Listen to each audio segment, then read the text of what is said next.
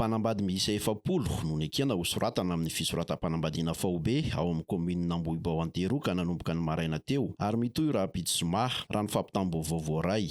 Andiany faharoa ity hetsika fanao isan-taona ity hoy ny ben'ny tanàna ao an-toerana Tokiarlanto Andrianarivelo ary tanjona ao anatin'izany ny mba hananan'ireo mponina tokantrano ara-dalàna. Tsy maintsy misy hatrany nefa hoy izy na izany aza ny fepetra raisina mba hatombombana ny atotan-taratasin'ireo mpanambady ka na dia maherin'ny 90 aza ny isan'ireo nangataka hisoratra dia 7 ireo ihany aloha no nekena satria nahatomomba natsaka ny sy andavany ny atotan-taratasiny. Ny fisoratam-panambadiana dia zava-dehibe amin'ny fanorenana tokantrano anankiray ary amin'ny mareny dia tsapa hoe zava-dehibe ho an'ny tanàna ka ny fisoratam-panambadiana iray aman-dreny. Ny anton'izao dia ny fanamorana ny fisoratam-panambadiana ary fanotanana ny fiarahamonina hoe zava-dehibe ny fitondrana ny tokantrano amin'ny ara-dalàna hoe satria ny tokantrano maso dia tsy ara-dalàna dia izany indrindra no anentanana ny mponina rehetra hoe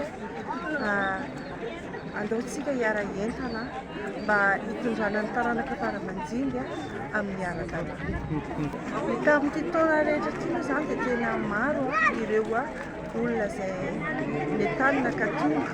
Ny tamin'ny anio sy Rapitso dia 7 misoratana eto anivon'ny commune fa ankoatran'izay dia maro ireo fiangonana izay efa nanentana ny vavaka ao aminy misoratra manao ny fisoratam-panambadiana faobe ankoatry ny anio.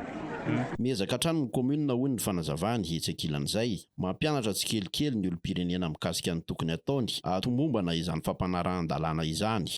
Moranainy atotan-taratasy misy aza hoe any Moramanga ny kopiany dia miezaka mihitsy izay miantso ny adjoint any Moramanga mba ahafahany kopian'ireo olona rehetra ary misy hatrany Tuléar aza fa io moa ny firaisankina no hery entina ahafahana mampandroso ny tokantrano tsirairay sy ny tanàna anankiray dia tena manampy izay amin'ny lafiny rehetra mihitsy. Misy aza tsy manana akanjo dia tena manolotra izahay.